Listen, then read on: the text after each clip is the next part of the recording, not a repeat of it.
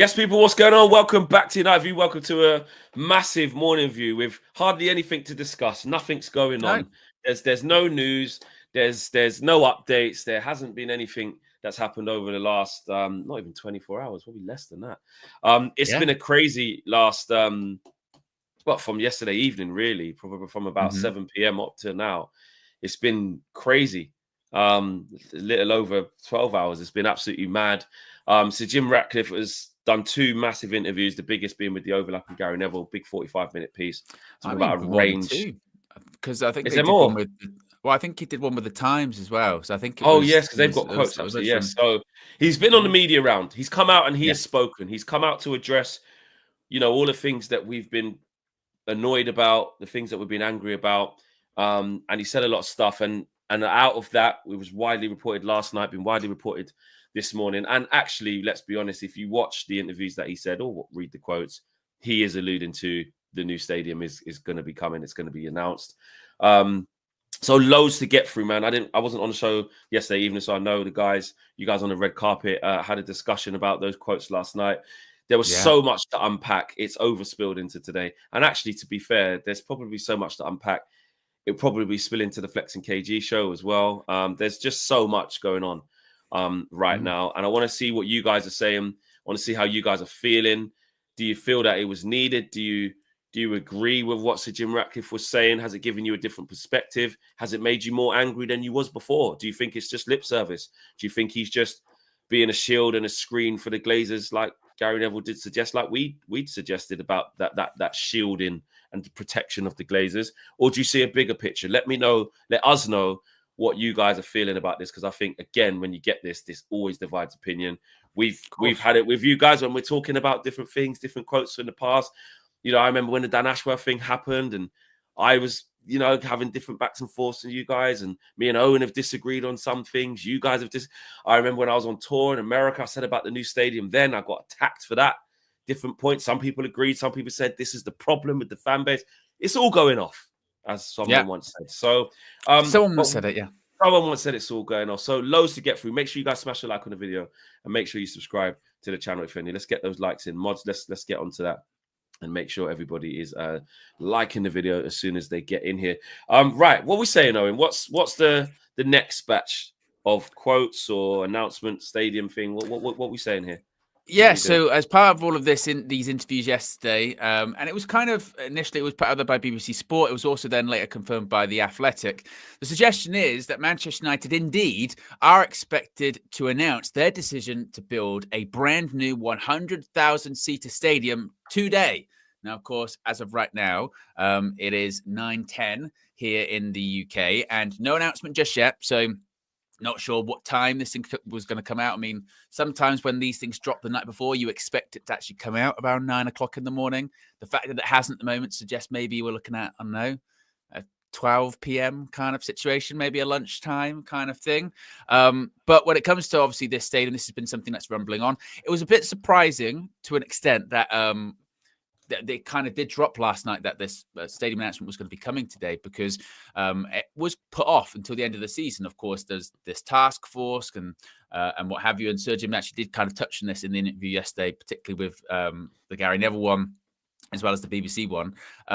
It's very clear what he's wanted since the beginning, in all honesty, which is a new stadium. He's called Old Trafford a bit tired, to be honest. Manchester United, it's a bit tired. Manchester United.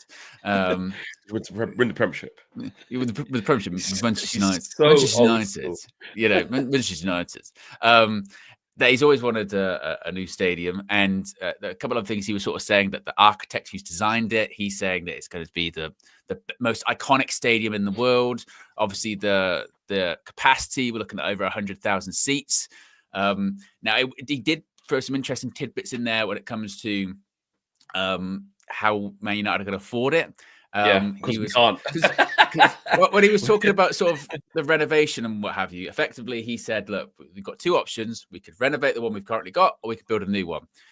Building the new one, he says, the reason we have to get the government involved, as he stressed, because there's been a lot of misconceptions about this. Yeah. There is the suggestion that the government would be paying to build Manchester United a new stadium is categorically false. That is not true. Manchester United would be building their own stadium.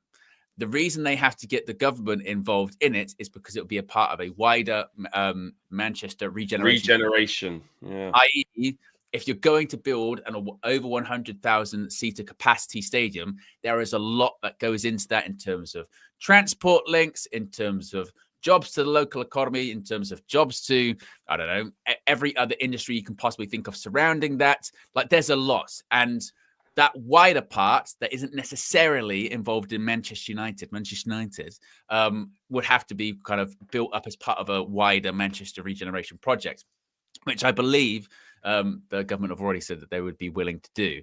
So I think that's why we're probably going to be getting this announcement today. But this is all part of the plan, Flex, to redevelop, regenerate United in general, and also make more money.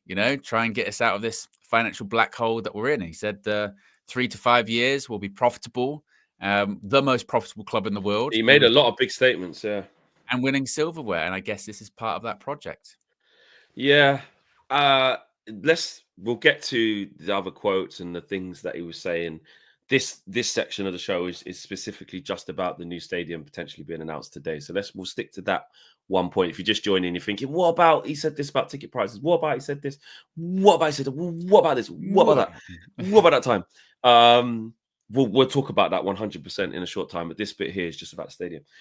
I've been in the mind of decision that I wanted us to get a new stadium.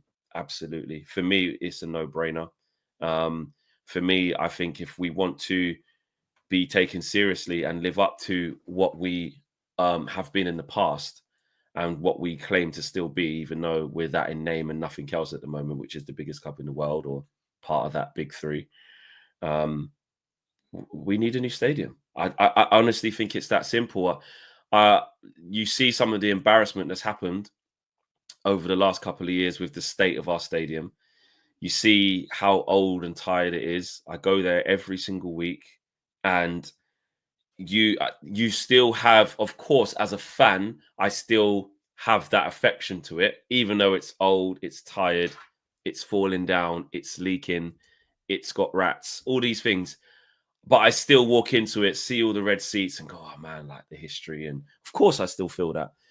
But I think it's bigger than that. I think Old Trafford has reached a point whereby you can't paper over the cracks just to give it a gloss of this or a gloss of that and then say it's back to the best again. We're being passed.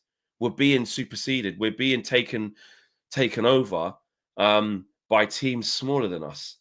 I go to Tottenham Hotspur Stadium, and no disrespect to Spurs, but it is disrespect to Spurs. I go, what on earth is a club like you doing with a stadium like this? And I mean that in terms of like you've won nothing, you've done nothing, but you are the best run club. So that's how you've been able to do this. And like, it's an amazing stadium. It is.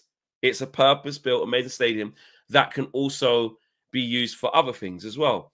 We still have the biggest capacity because, that shows how big we are. They've built a new stadium, still couldn't even put it 75, 60. We can put it up to 100K, which is reflective of our fan base, which is reflective of the size of the club. And I look at the other big two clubs as well that we always want to dine at the table with and have been in our pomp, in Barcelona and Real Madrid. And it's true. Like, where's the Bernabeu in England?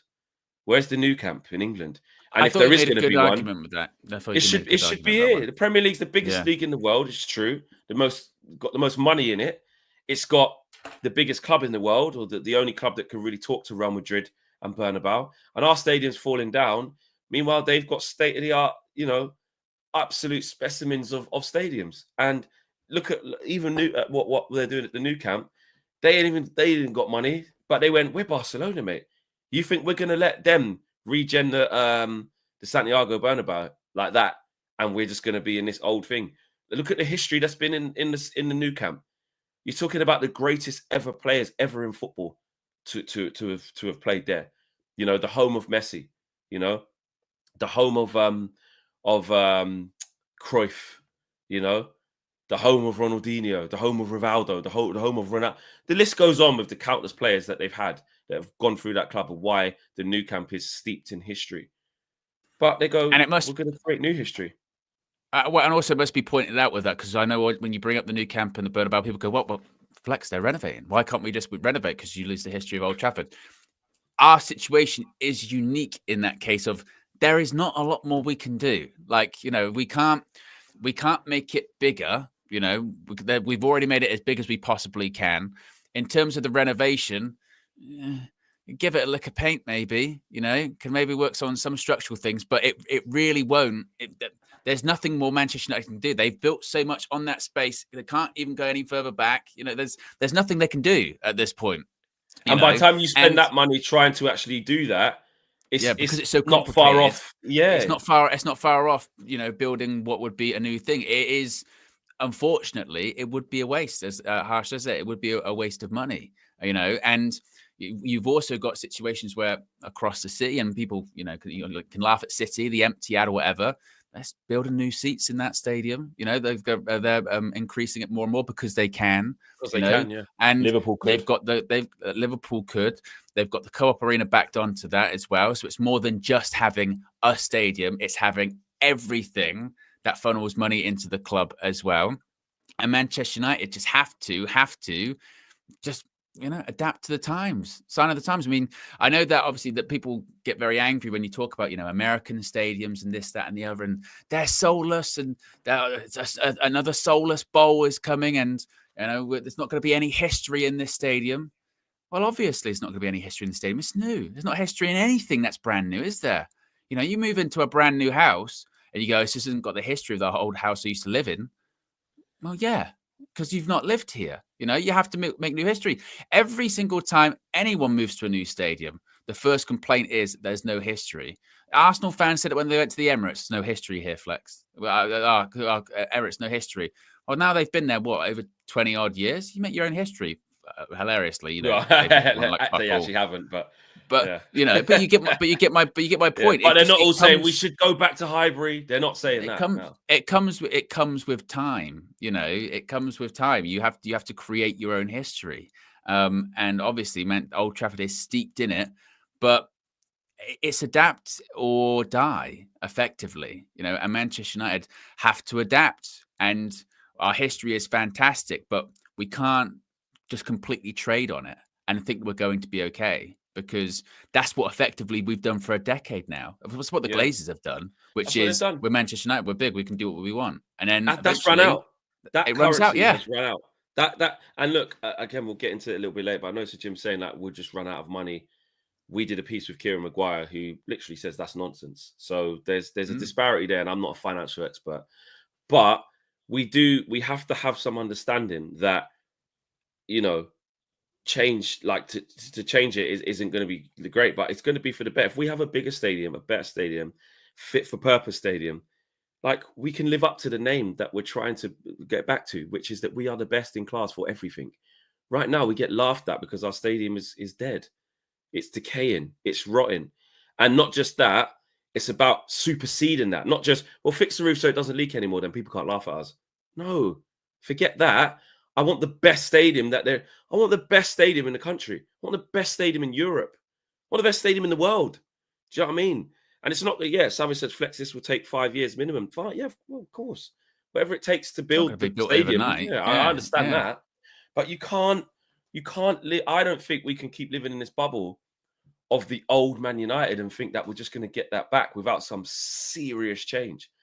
And also, I would say, like when I went out to America again, I talk about some of the flack that I was getting on social media when I said, Ineos, bring us this. Now, what that comes with is, so you just want a big round bowl that's basically built for NFL. You want a nightclub inside the stadium by the side of the pitch. And no, absolutely not. It obviously, which I think people would have been smart enough to understand, obviously, it has to be tailor-made to football, to soccer.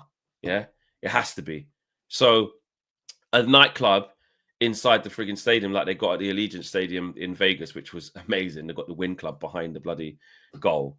I've never experienced anything like it. That is not going to work in the Premier League, in the Premiership. We can't have that, right? You can't have the the seats too far back. That can't happen. Yeah, you have to have steep stands if you want to create an atmosphere. You can't feel like, you look at West Ham's ground, which isn't purpose built for football. It doesn't work. So obviously, I'm not saying get a like for like of the SoFi, which is built for the LA Rams. Yeah. LA Rams. Which is built for, the National Football League. Completely different sport, completely different culture, completely different demands. I'm saying pick that up and put that in Manchester. Of course not. But Real Madrid seem to have aspects of the same big round screen that goes around the whole of the stadium in the middle. And I went, oh my God, bring that. Real Madrid got it. Is that a disgrace? Yeah. Is that a disgrace that you go to the Bernabeu and you got the 360 amazing screen where around the thing?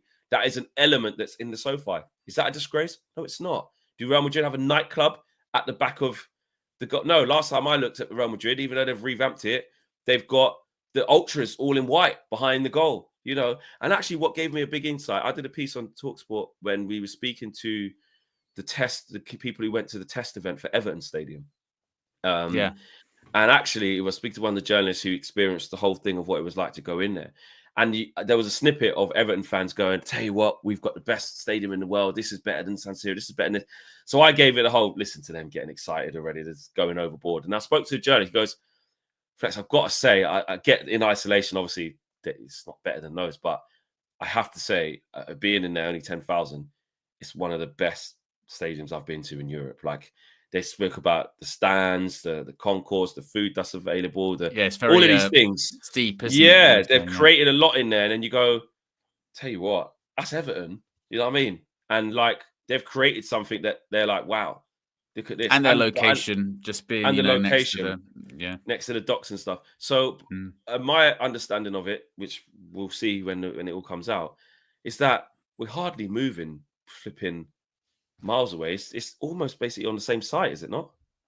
I believe so. And also as well, I don't know what the plan would be for Old Trafford, because of course all of these things have been considered. I mean, all of the reporting has just been that this announcement will come today. There might be a thing of downscaling, keeping Old Trafford. It might be a case of a bit like with the Spurs thing, where you basically knock it down and build it. Spurs kind of built it adjacent, or part of it was on the original site of the centre circle still in the same exactly place. Exactly, yeah. So that means something. There's things they can do that they can be strategic about.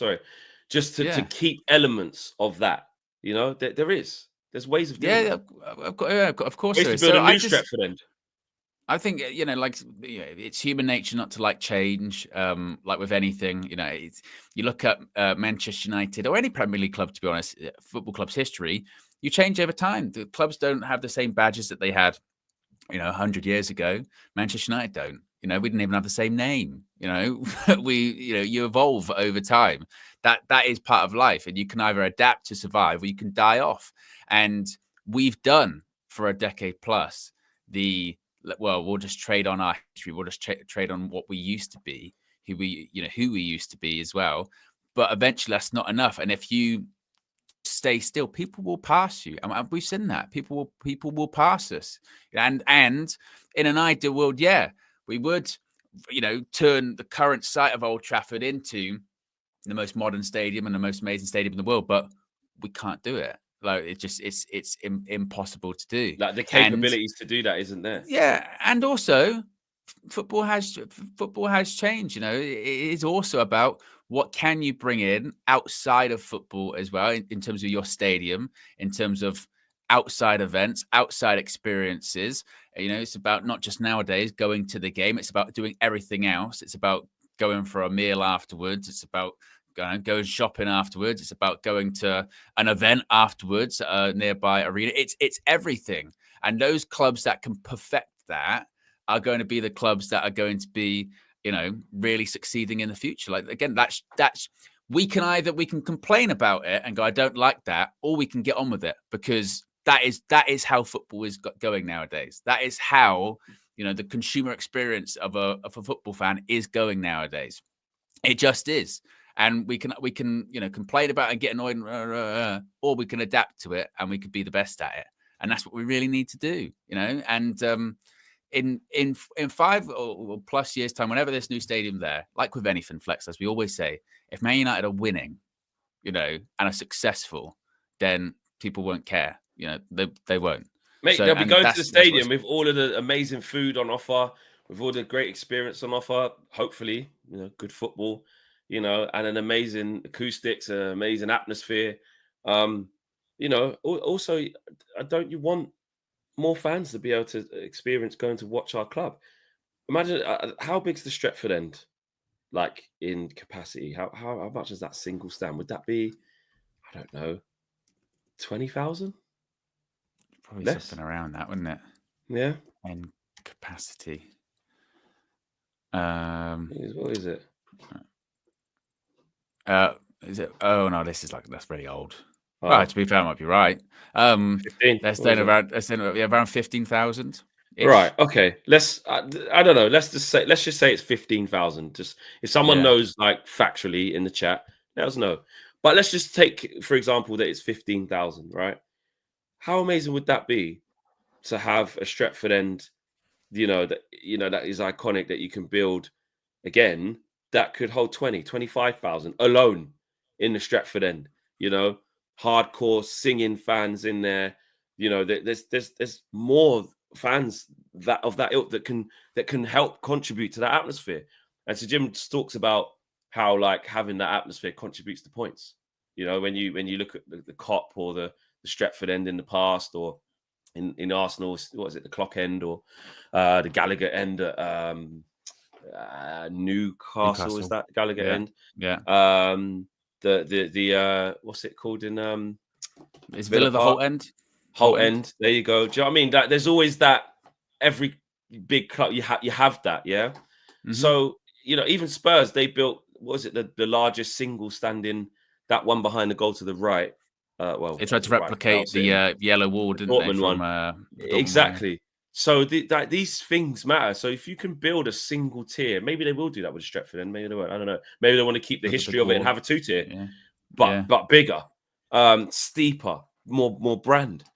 Then how amazing would that be? How amazing would that be? The Sir Alex Ferguson stand.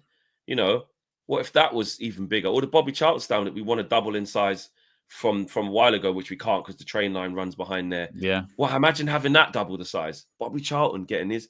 Then there's a new East Stand name or something. I don't know. So I just feel that me personally, I've always been of the mindset that we need a new stadium. We should get a new stadium. A lot of people disagree with that. That's fine. That's your opinion. But I think if we want to get back to being the best, I think we have to do it in every aspect. And that is getting a new stadium. I would welcome it. And I know people say the infiltration of American sport, like people coming over and changing our game and all of that. That doesn't need to happen. That is where they have a duty of care. The people like, Sir Jim and the task force, and they have a duty of care to make sure that certain things aren't compromised. You can't, like I said, have an all-purpose running track put in there so the fans are so far away from the pitch and the acoustics aren't right, and there's a screen there, but there isn't this, or there's a nightclub and there's this, that. There's so much like hospitality and suites that it takes away from the actual, regular seat. There's so much that has to go into it, But for real, I'm down. I want a new stadium. Absolutely. Yeah. Oh, Yara. Hopefully he's not injured too long. Yeah, so we shall see. Smash a like, people, on the video. Subscribe if you haven't done so already. Let's get the super chats read out. We're at nearly 1,300 people watching as well. Nearly 300 likes. We're at 264. So let's get those first 300 in the bag, please, people. Nem Green says, "Well, go on, boys. Last Trinity show, no super chats read out. Was it live? Premiere. No, it wasn't live. No. Oh, it was a premiere. Yeah, I was going to say. Yeah, we did it as a premiere. That would explain it. Yeah. So don't fall for KG when you go, and it's live now. Sometimes, blame that Mr. the comedian. Yeah, he can't be trusted. Yeah, can't be trusted. Terence Pace says, went to Old Trafford for the first time in November versus Chelsea. Is that the Van Nistelrooy one? 0-0, 1-1, isn't it? 1-1. Love the atmosphere and all that, but the stadium is falling apart and desperately needs changing. That's from Terence, who's been there for the first time last year, November. Big up to you for making the trip as well, Terence. Ken says, you either adopt, I think, but adapt, or you get left behind. Agreed, 100% agree. Aminor says, what is the point of a new stadium if we're not in the Champions League? Well, the aim is to get back there, isn't it? Yeah. You know what I mean? And Yeah. and I think it's also kind of separate to that. Obviously, Manchester United. He proper says it like that, isn't it? I know, because he says it so much in these things. But Manchester United. Obviously, aim is to get back to being in the Champions League and hopefully winning the competition. But it's kind of almost separate to that, isn't it? Because you can't go with a mindset forward of, well, this is going to take 5-10 years and we're going to rebuild the club. We don't even know if we're going to be in the Champions League. Well, you'd be like, well, isn't that going to be like one of the minimums? And initially, it's going to be one of the minimums to get in there. And I think, well, seemingly according to the budgeting and whatever, Manchester United are budgeting for being in the Europa League possibly for the next 5 years. And other clubs have built stadiums irrespective of where they are, in terms of other competitions. So I don't think it's if this building this stadium was Champions League dependent, we wouldn't be doing it. Of course not. They wouldn't be, because that would be way too much of a gamble. I mean, Arsenal did that with the Emirates back in the mid 2000s, and it nearly crippled the club. I mean, Arsene Wenger has been public about going, I was told effectively, you don't have any money to spend, and you have to get in the top 4 for like the next decade, otherwise we're bust. Yeah, and he did. I don't think. I would be stunned if the same people that are making all of these drastic cuts and saying the club has been run horrifically would then bet the farm effectively, being like, well, we can only afford this massive stadium if we get into the Champions League on a team that has been yo-yoing in and out of it for a decade. That would be absolute madness. Well, and they've already planned for the next 5 years not to be in it. 4 exactly. Years. They've deliberately gone, let's leave that Champions League thing. Let's budget. This budget is to get Europa for the next 4 years, which shows you exactly where they're realigning the thinking. But I think it's Everton are getting a new stadium. They're facing relegation every year. They've been in 3 relegation fights in a row. Not so much this year, but you know what I mean. The last couple of seasons have been staying up in the last couple of games. Even with that, because when Everton, with all their financial troubles, the last 3 or 4 years. There's exactly. People not, like there was always this discussion of this thing's getting built, and they even afford what's going on with that? You know what I mean? And obviously now they've got new owners. It's like it's not a problem, but that was still happening, and it was like, are they even going to be in the Premier League? Is this going to happen? Is that going to happen? Just carries on going, isn't it? So it does. And Spurs. I mean, look at them. When you become financially well run, if you can take care. Look, Spurs are a good example. Of like the other side of the game. They're a terrible example of if you sacrifice too much and you don't care about winning, that's a problem, But in terms of wage bill, in terms of drawing in that level of sponsorship, being that unsuccessful as a football institution, let's be real, to be that unsuccessful and build that shows you that the other side of the game, you're doing a madness. You're doing a madness, which you can't talk to Daniel Levy about that side of the game. And Kieran Maguire said it. He goes, in terms of, did he say it on here or did he say it on the overlap? I can't remember. He said, I think he said it on overlap. The most profitable football team is Spurs. The most well-run club in the country is Spurs. They don't care about winning and they make choices that counteract that. So they haven't done anything. But in terms of the sustainability, which is why their fans are getting crazy, going mad. Because if you go too far to the other side where you've got all the nice facilities. You've got the low wages. Scares people. It scares people because they're like, exactly. Well, you want to be so. You're saying you want to be Spurs flack. Exactly. Is that what you're saying? But obviously, as we oh, sorry, he said it on Rio Presents. But obviously, what he's saying, because he knows we're Man United. Obviously, that's why he's saying mad. He's saying more mad stuff. He's saying want to be within the thing within 3 years, mate. Want to be the most profitable club in the league within 3 years. He's saying bigger stuff in the world. In the world. So that shows you we ain't no Spurs. We ain't got aspirations of that. But what it is saying is, how can little idiot Spurs down there have a bigger and better facility than us? How can that be? How can that be if we're Man United? How? Yeah. Explain that. So at the same time, we say you don't want to be like Spurs. Yeah, exactly. We want to be better than Spurs. And right now, we don't even have a ground that can talk to them. How does that work? We don't have a ground that can talk to Arsenal. Do you know what I mean? We don't even have a ground that can talk to Everton now. So... What are we doing? So anyway, let's move on. I mean, Where do you want to start? Where do you want to go? More super chats. Hold on, wait a minute. Hold on, wait a minute. Inkubitsia says, Old Trafford powered by Ineos. Yeah, because that'll be the next thing. Surely, I don't mean naming rights and stuff. I mean that again. I think you got to keep that as Old Trafford, but I don't know. I mean, rights, they're suggesting if it's a different stadium, you know, we might have a different name. And again, I suppose it depends what happens with Old Trafford, what the actual location of it is, etc., etc. Yeah, and what they do with Old Trafford now as well, because if it's still there, it will still be called Old Trafford. Yeah. But that's again something where you talk about not non-negotiables, but things that you can do that keep the. You know, I know people jokingly say the new Old Trafford or something. Just don't call it that, but I don't know. Like it might sound a bit crazy to call it, you know, the Apple Arena because it's sponsored by Apple. You can't. But you know, but you can't rule it out. But you can't call it Old Trafford if it's not Old Trafford, can you? Either, you know. You know, it depends. Can they change the name? Could they? You can't change the name of the actual Old Trafford and say, "No, we're going to call this new one the Old Trafford." No, I mean that's what I mean. You can't. Because it's not Old Trafford. That has to be left as it is. So basically, it's not going to be called Old Trafford then. I don't think so. Yeah, that's one thing I didn't think. And they've already said that, you know, they probably would. But I think that also softens the blow of a possible naming rights stadium, because if it's a brand new build, you're not as tied to it as you would be to Old Trafford. So like, if Ineos came out today and said it's not called Old Trafford anymore, a bit like under Mike Ashley. Sports Direct Arena. Can't do that. You go crazy. But if it's a new build and you go, right, this is going to be, I mean, you see it all the time in the States, don't you? You know, the Intuit Dome or the used to be the Staples Center, Mercedes-Benz, Mercedes-Benz Superdome, you know, Barclays. Yeah, you know, FedEx Field. I think there's a FedEx. Yeah, FedEx Field, FedEx Forum. You get. And SoFi's are making it. That's a brand. SoFi, yeah, I think, yeah. So they're pretty much always. MetLife is where we're going for. Yeah, MetLife. Yeah, exactly. So that's to be fair. That I get that, but that is the infiltration of the American kind of what people don't want. You say that we've got the Emirates Stadium, the Etihad, exactly. You know, in the Premier League.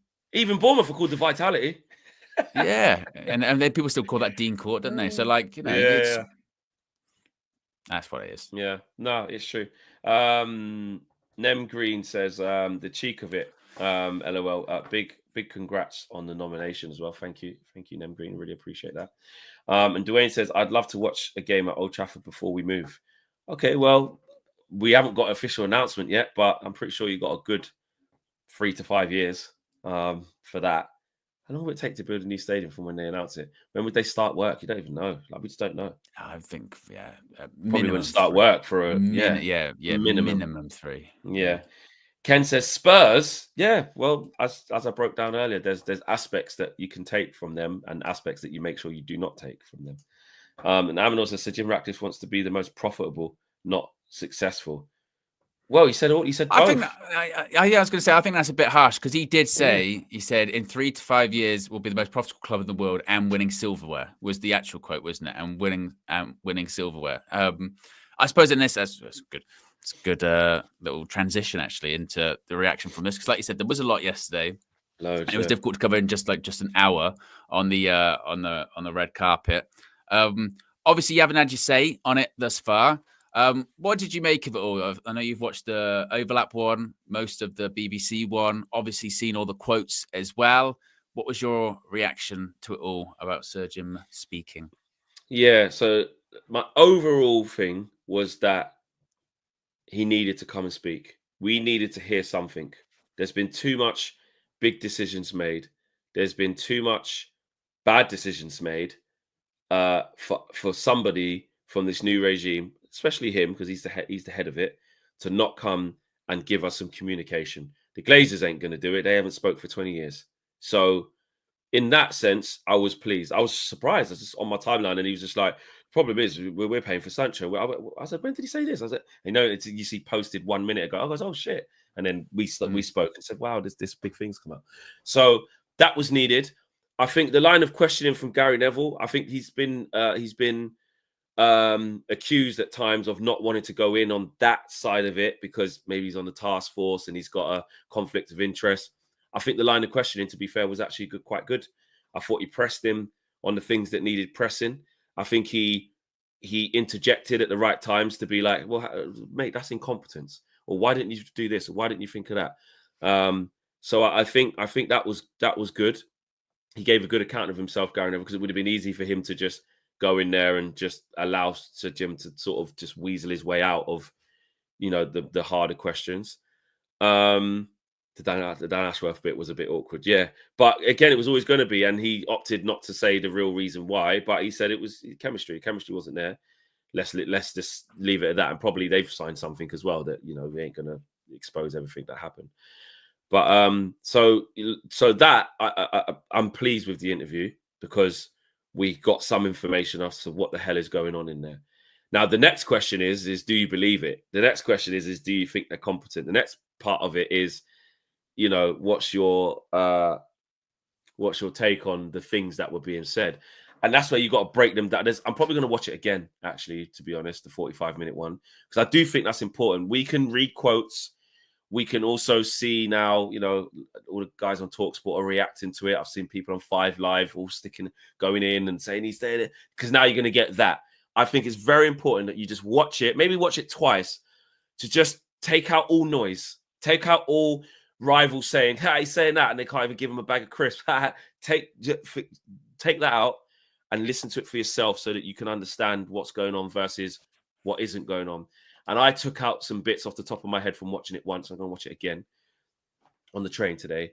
I took the bits that stuck out for me were these. And let me know what you think, Owen. The first one I'm going to say is the realization that if we don't buy one player this summer, if we spend no money to improve the squad, we have to pay basically 100 million, 89 million, 90 million, because of people, the sins of the past that we have to still pay for.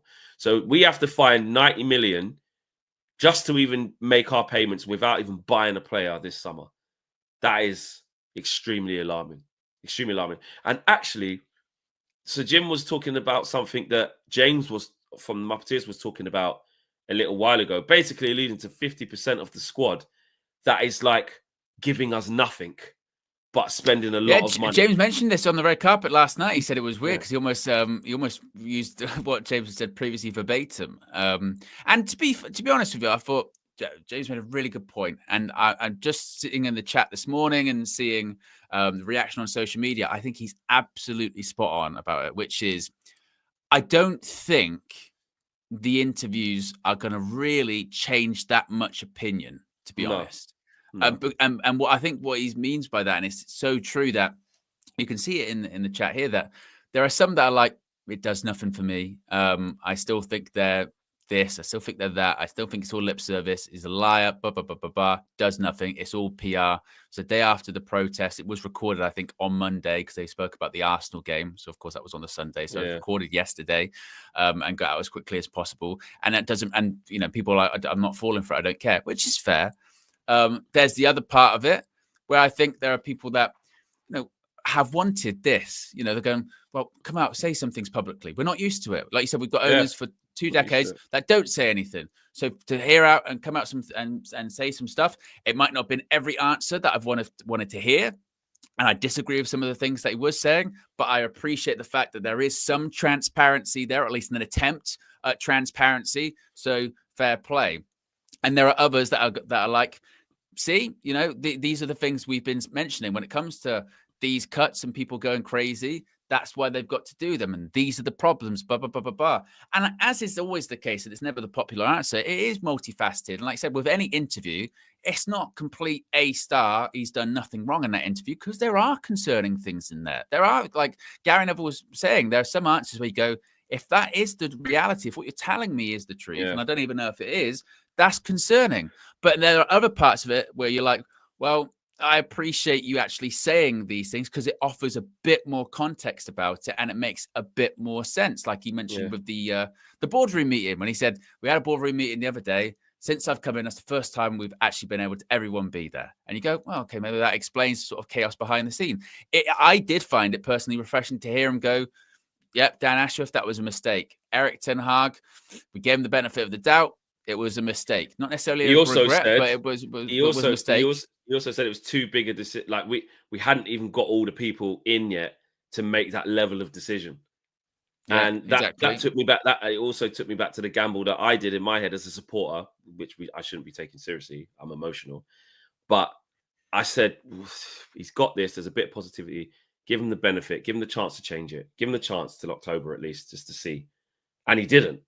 He didn't change it. So, but it was the wrong decision. It was and also wrong. Like some of the stuff with, like, you know, again, that whole staff lunches thing. And I do agree with him on this. And I mentioned this on a couple of shows. That did get massively overblown, really, really overblown. And he did point out that, like, you know, that's not common. Like to after sort of the, you know, the free lunches, whatever. I'm thinking I've never experienced it in my lifetime where all the places that I've worked. And he went, you know, it happened at the case of a lot of clubs as well, not just companies, but clubs. It's not a thing. It's not a thing. So that's what we need to do. And for those, I think maybe some of them out of it were hoping he was going to say things or do things that were never going to happen, which was, why didn't he come out and say, like, directly, the Glazers have put us into this position, or the Glazers have financially just completely crippled the club, blah, blah, blah. You have to read between the lines with it, because there's clearly there's certain things he cannot say. But when he does say, well, if you look at the previous regimes, they're the ones responsible for how Manchester United have been managed, and Gary Neville's going, wow, who put them there? It's either incompetence or negligence. Silence speaks volumes there, because it is. He knows it is, but he's not the majority owner. So yeah, there's not. So he's never going to cuss them out. One thing people were saying in Old Trafford TV says, I don't know how you can see any positivity from that interview. A broke lad telling a rich club to wait so they can fix their asses. Full sale for F's sake. We don't want you. Again, the full sale thing, I get it. Like, we're telling the Glazers, sell the whole lot of this. We don't want you here. We've been saying that for 20 years. They're still here. So that is what we want. And Ineos came in and, you know, allowed them to, you know, sell off the bit to that. But like we said, if it wasn't Ineos, they would have got some investment bankers and firms that are from America, all different individuals that would have chipped in what Sir Jim did. And we'd be in exactly the same situation. Exactly the same situation, to be honest with you. One thing some people are saying is it's no different to any other club's flex. Like, all clubs have to pay in installments, 100%. But for us, we don't have money. That's the difference. He's saying that basically, if we keep doing what we're doing, which is keep making sure that we spend more than we bring in, we're going to run out of money. Now, again, that bit, I will be honest, I don't know what to believe. I'll be honest, I don't know what to believe, because we sat down with Kieran Maguire. He's a football finance expert, professor in that, and said, in a university lecturer, that's what he does, and said, Sir Jim's talking a load of rubbish. That Man United are not going to run out of money by I don't, did he say by ever or by the end of the year? I can't remember. He said we're not going to run out of money, right? I might have to watch the interview back myself. And I was in it. But he said he's not going to run out of money. But Sir Jim is saying that we would have. Now, is that a smokescreen?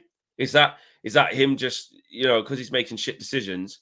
If I just make it, sensationalize it, and, you know, tell the fans that if we don't do this, we'll go bust. You'll lose your club. We'll go under. We'll go down. You know what I mean? We'll go into administration. He was saying cash, wasn't he? He's saying we will run out of cash by the end of 2025 is what he's saying. And he was saying that's also inclusive of the money he's put in. So, and this is when it goes back to, someone mentioned that I think it was Old Trafford TV when the comedy pop on the screen a minute ago going, you know, broke man. You know, Sir Jim Ratcliffe, he's not broke. This is when we lose. I think as a fan base, we lose people when you do this whole, he's broke and he's doing this because he's making the cuts, whatever. Sir Jim Ratcliffe, in terms of wealth, he's Britain's wealthiest man, and to his point, he has put money into Manchester United, something the Glazers haven't done in over 2 decades of his own personal wealth, 300 million, and as he mentioned, it's all gone already. Manchester United financially is a black hole that you can imagine. You put 300 million into something like that, gone immediately, swallowed up. And Gary Neville was saying that. He's like, it's really alarming to hear you say. And he was agreeing with that side of it, in terms of like how bad it actually is. He was agreeing with that. Yeah, and he was like, again, that's really alarming. Now, like numbers. I said, it's not to say that I watched it and I was sort of like, well, nothing to worry about then, Flex. We're fine. No. Jim sorted that, right? It's not. No chance. Yeah, well, it's alleviated a lot of my concerns. Well, we're completely fine. Not at all. But I do. I credit him for speaking honestly, because again, we're not used to that, and I think that sometimes we do have to live in the real world. I've said this so many times recently. We don't know what we want, and with a lot of these things, there is so much misinformation that gets put out there about, like, of course we wanted Full Sail, of course that's what we wanted, but the Glazers didn't. They never did. The idea that there was going to be a Full Sail just wasn't true. It just wasn't, unless they got this astronomical 10-11 blow billion. you out of the water offer. They were never ever going to get it. It just wasn't. It just wasn't going to be a thing. It wasn't. And I also think, and again, maybe this is where you do look at Ineos, and because I do think there is incompetence. You pointed out with some things where the fact that they're going, oh, it's way worse than we even thought it was. That's alarming too. And you go, so did you do your due diligence? Why didn't you do your due diligence? I think in general, it is actually concerning that. And he says in the interview, oh yeah, they've really just let us run it as we see fit. You go, well, that's, again, not as real. That's an alarming situation, that these owners of this institution are just happy for people to, we don't really care how it gets run. Even with the past regimes, effectively, what Sir Jim was really sort of saying is, when it was Ed Woodward and Richard Arnold running things, they had carte blanche, do what you want. We didn't give a shit, and that's run Manchester United into the ground. And now Glazers have kind of really just done the same thing, but for money this time, and gone, hey, change it what you want. We're not removing our stake. That's not happening. But well, all right, run it how you want. Make money. And that's when, again, I think with all of this, like Gary Neville is right. He has, whether he likes it or not, become a shield for the Glazers. And I do think Ineos has to be called out in that respect of acknowledge it. Because you have. You mentioned it when you hear Old Trafford now, or certainly away from games. It's not just Glazers out or whatever. You're getting it's Sir Jim is a blank. All this kind of stuff. And sometimes with all of these conversations about the cuts and things that are happening at United, it's not the Glazers are cutting X amount of jobs. It's not the Glazers are doing this. It's always Ineos are doing this. Sir Jim Ratcliffe's doing this. And that does shift away the conversation from the Glazers. And that does shift away from all of that.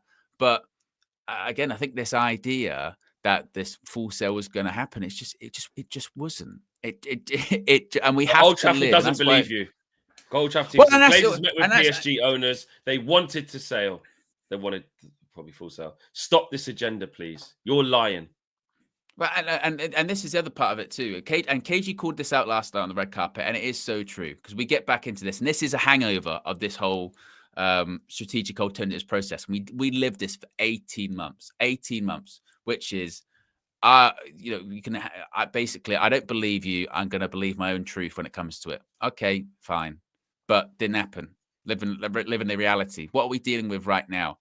Oh, Qatar could have happened, but it didn't. So now what? We're going to keep talking about it, or are we going to do something about it? That's the reality of it. Yeah, this is the situation we're in. There's no point looking backwards. I think another alarming thing was the fact that, again, the bit on the food that you were saying was blown out of a different proportion, etc. And he gave some context. Right. Breaking news from Manchester United. Owen, hit the breaking news button, because the time is now. Breaking news.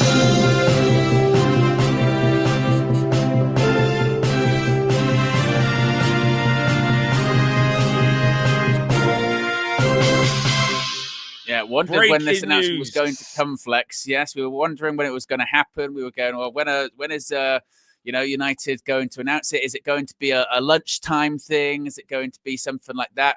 Well, Manchester United have indeed just put out the tweet on social media. I'm sure it's going to be a press release and all that, saying a new 100,000-seater stadium will be the centerpiece of the Old Trafford regeneration. There's a statement here. I will read it out. It says Manchester United has thrown its support behind the government's growth agenda by announcing its intention to pursue a new 100,000-seater stadium as the centrepiece of the regeneration of the Old Trafford area.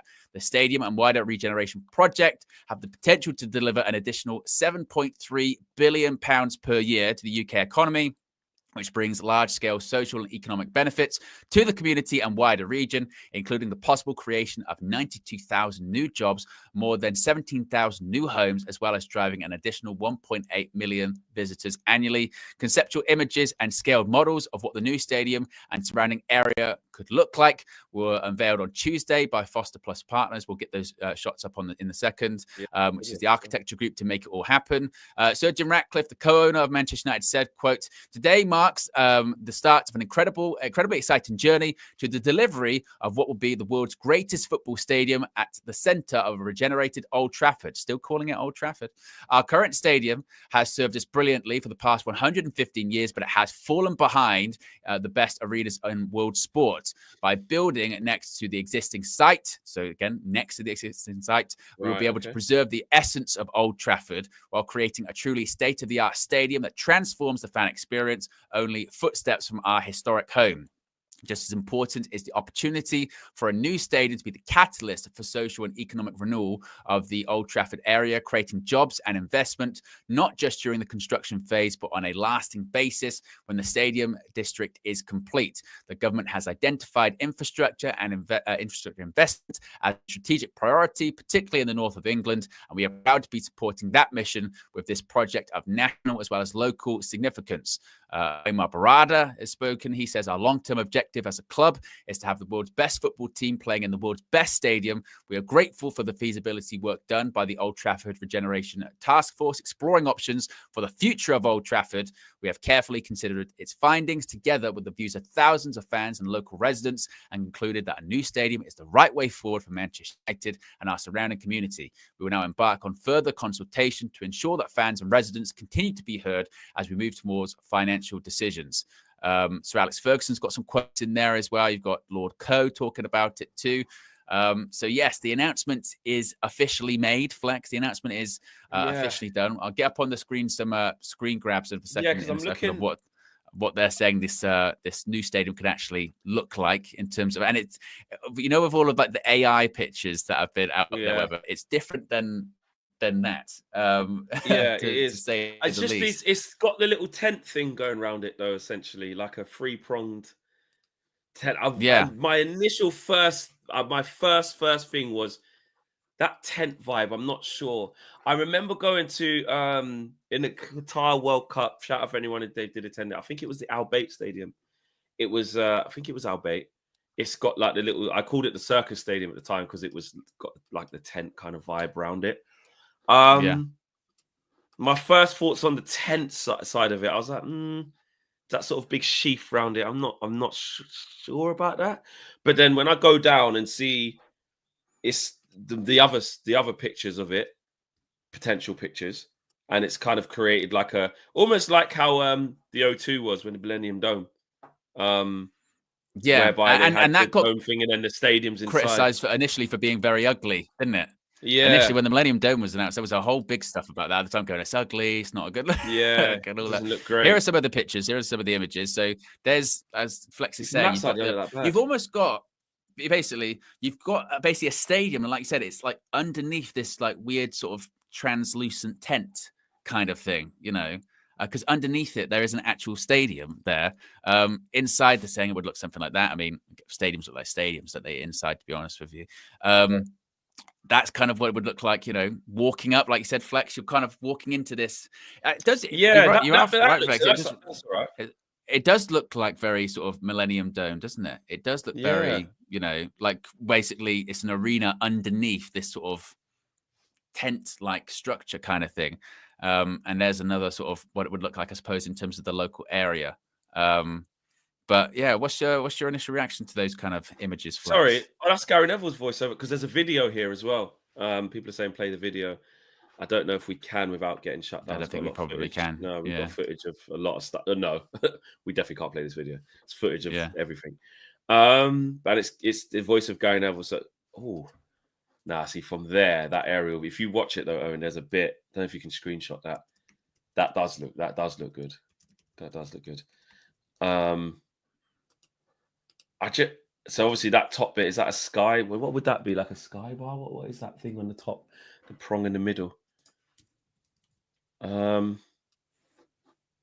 Yeah, I sorry, what was your question? Oh, Trinity Spires. Yeah, that's a good thing, shout. Yeah, my overall, I'm just sorry, because I'm trying to take in this video whilst obviously giving you guys reaction. This is live reaction, guys, as it happens. Walking through. So we like that. Obviously, that looks crazy. Like, but it is round. So where's the screens? What are they? So how much of this is like what it's actually going to be then?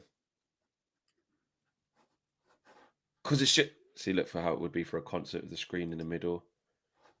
It's got shopping thing in there.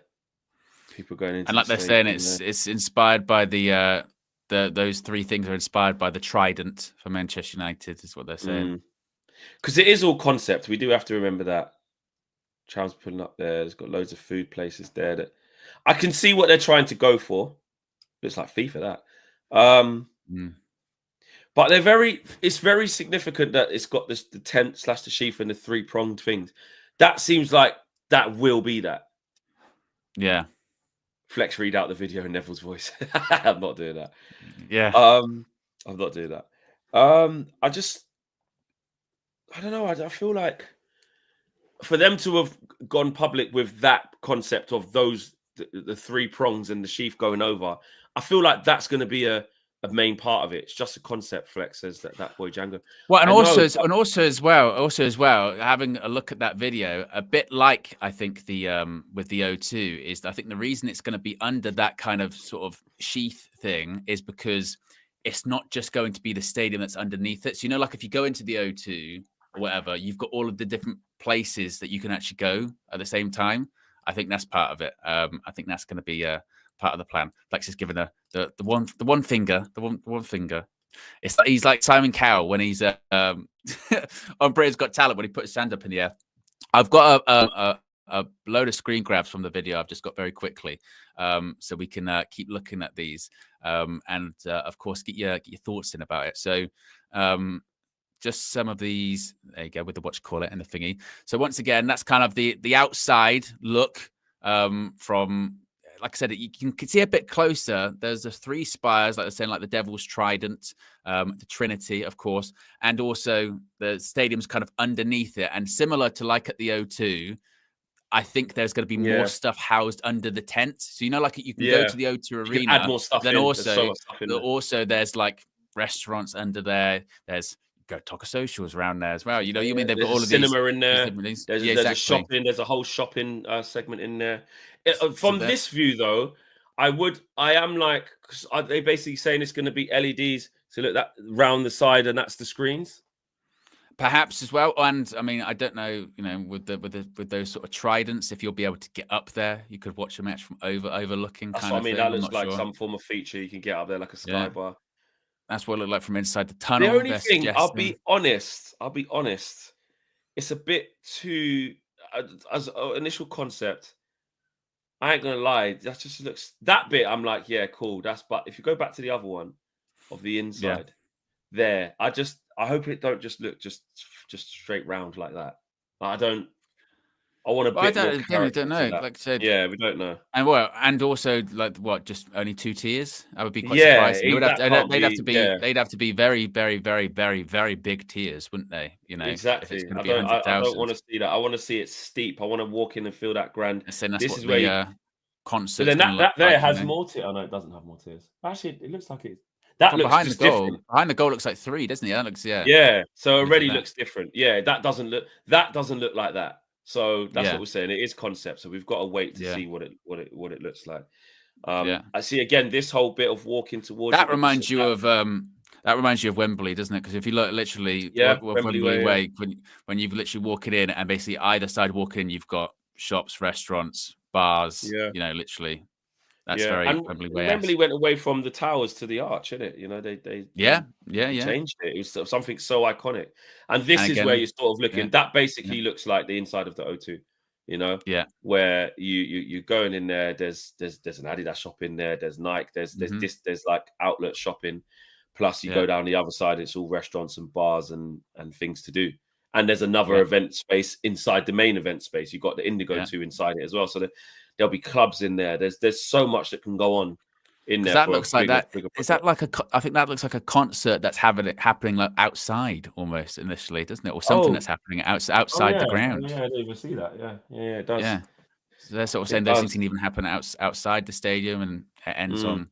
And actually, when you go to the SoFi, it's underneath this thing as well, and you're outside of it, and you're going. Oh my God! Like what's inside there? And you go inside, and you think, oh my God, is this what's inside this sort of capsule? So, I think that again, that trident where it's just a singular trident there with that sort of structure. I think that's going to be something to kind of you can go up there, you know, like restaurants, or you can watch a match from over the top or something. Yeah, and on a normal day, like you say, it's a restaurant and bar. Yeah, Sky bar that you just go to and can see the views of Old Trafford. Then obviously on a match day, you get to view a game from there. But I think when that's there, I like that. I actually do like that. I just didn't expect to see it. That was my thing. I didn't expect to see like the thing with the tent and spheres. And is it the Al Bates Stadium? I want to get it right, because I think maybe it's because, like you said, because with the sort of tenting thing over it, you can't really see the actual structure of the stadium, if that makes sense. But I suppose actually seeing that in person, it might be a little bit different too. And having, as much as initially it'd be like, I don't know about the tridents or whatever. It's certainly unique in its look. I mean, what did people say before we even got these concept images, Flex? What were they saying? They're going, I just don't want it to be a soulless bowl that looks exactly the same as everything else. One thing you can say is there aren't a ton that look like that. You know, it's unique. It's very unique, and it would be unique to Manchester United, which is something that they have asked for. Yeah.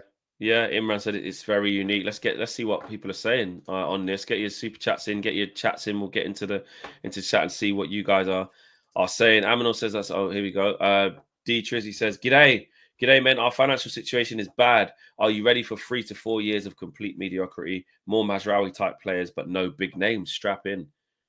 Maybe, yeah, absolutely. Considering where we are, Aaron says Glazers are the winners, as they knew the financial shitstorm. Yeah, they are the 100% the winners. That's what we have been saying. Inquibitsia says, so Jim Ratcliffe saved us, guys. Woohoo! Sense a bit of irony there. And Lil Yo-Yo says, Flex taking DJ bookings at the new OT Sky Bar. Imagine. Yeah, crazy. I'm glad we got the announcement while we were live as well, so we could go through that. I think, like I said, I'm warming to it, but again, it is a concept, so we don't know. I didn't expect my first thing was, those. Not sure about those. That sheath over it with this. I don't know, but actually, the more I'm looking at it, I'm going. Actually, I do like that. And then the fact, again, like especially when you compare this to what is there currently, you know, when you see that, and when you see again these sort of other parts of things, you couldn't imagine that at Old Trafford. Could you having these stuff happening outside of it? Like you said, all of those shops, the way they're because we're so used to sort of FIFA Football Manager, that does look very FIFA Football Manager. So I suppose that one's a bit more difficult to kind of wrap your head around how that's actually going to look. But I do think sort of walking up to seeing something like that, or walking down there and seeing that kind of stuff, I think it would be unbelievably impressive. Yeah, it would. It would. Really impressive. There you go. Yeah, guys. Amazing. Glad we got that while we were live, so you guys could see it. We could go through it. I'm sure there'll be massive discussions throughout the day. More info that comes from journalists. It's going to be a very, very busy day. Flex and KG show today at 7 p.m. as well. So lock in for that as well. We've got a lot to talk about. Thank you guys for watching. Smash the like on the video. Subscribe to the channel if you are new. And Dwayne's super chat says, any statues? Wazza, the Trinity, Sir Alex Ferguson, some Matt Busby, class of 92, some history in a modern stadium. And these are the things exactly. You got to wait for these things. Naming of the stands, etc., etc. We shall see. Guys, thanks for watching. We are out of here. Take care. Great show.